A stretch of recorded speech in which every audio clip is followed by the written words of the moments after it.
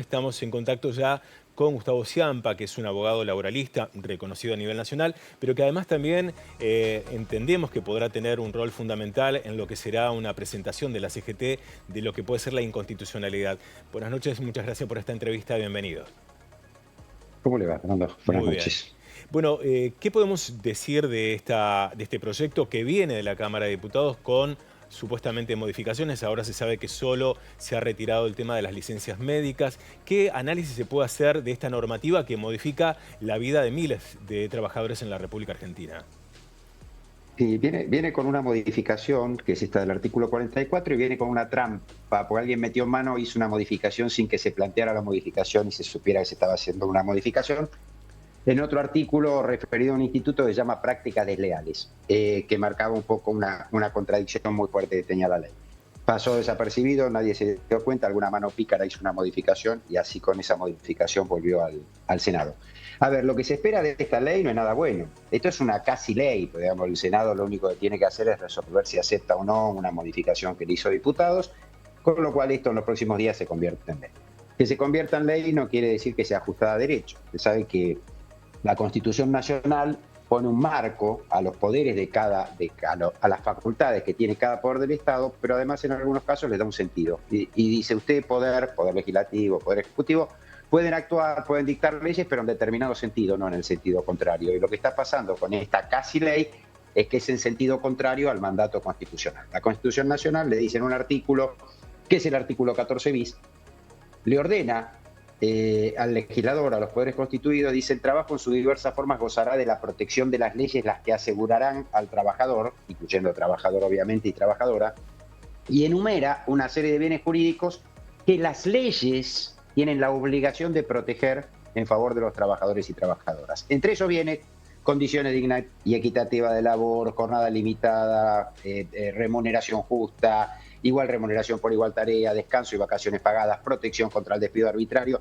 Esta casi ley, este proyecto de ley, en lugar de proteger, desprotege, porque tal como usted mencionaba respecto a la otra ley que estaba tratando el Senado de la Nación, es regresiva, esto es, degrada, reduce los niveles de protección que establece la ley, y esto es inconstitucional. De la misma manera, hay otro principio en la Constitución que se llama principio de no regresión o de irregresividad, y esto implica que en materia de derechos sociales, y los derechos laborales son derechos sociales, no puede haber retrocesos, y si hay retrocesos, esas normas que implantan esos retrocesos son inconstitucionales. Estos son algunos de los vicios de inconstitucionalidad que tiene este proyecto, tiene otros. Entonces, ¿qué va a pasar? Digamos, porque lo que se dice es necesario para generar empleo. Este tipo de normas no genera empleo, Fernando. Es más, facilita la destrucción de empleo. Usted fíjese, la ley base que se sancionó hace 1 año y medio, se decía que su capítulo laboral, parte de la reforma laboral la introdujeron en la ley bases con connotaciones muy nefastas para los trabajadores y trabajadoras, consagrando la impunidad frente a incumplimientos patronales, legitimaron el trabajo en negro, promueven el trabajo en negro, permiten que los empleadores discriminen arbitrariamente a los trabajadores, legitiman que un trabajador o una trabajadora pueda ser discriminado por razones de salud, razones de etnia. Bueno, esto no genera empleo, esto destruye empleo y además está basado en un mito, que es el mito de la industria del juicio. Con esto de la industria del juicio se quiere significar que hay una cantidad de juicios laborales que no tienen razón de ser y que las empresas son víctimas de estos juicios inventados. Yo le doy un dato real. Menos del 2% de las trabajadoras y trabajadoras que tienen derecho a hacer un juicio lo hacen. Doctor, el problema argentino, en esta óptica, en esta perspectiva, es que la litigiosidad es trágicamente baja. La sociedad se tiene que preguntar qué pasa que los trabajadores y trabajadoras se resignan a perder sus derechos. Sobre la inconstitucionalidad que usted hacía mención, algunos aspectos, son muchos más. Sobre esa línea es que va a ir la CGT justamente a presentarse ante la justicia, va a ser una vía judicial sobre esos ejes. La CGT ya anunció que va a judicializar y va a plantear la inconstitucionalidad de la ley. Hay otros ejes de inconstitucionalidad, no hay protección contra el despido arbitrario, no hay jornada limitada. Esta ley esta casi ley ahora, hace retroceder las relaciones laborales más de 100 años. Doctor, ¿usted sabe que se vuelve a la jornada de trabajo de 12 horas? Que desde 1919 no puede haber jornada de trabajo superior a las 8 horas.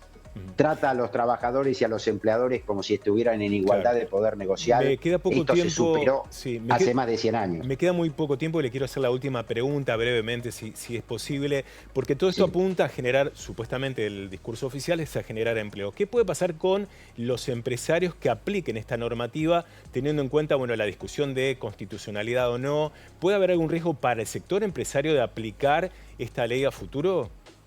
Sí, esto me recuerda a la discusión que hubo en el 94-95 con la ley de riesgo de trabajo, que algunos decíamos, miren que van a pagar las primas a las ART y después van a tener que pagar los juicios, y esto es lo que pasó.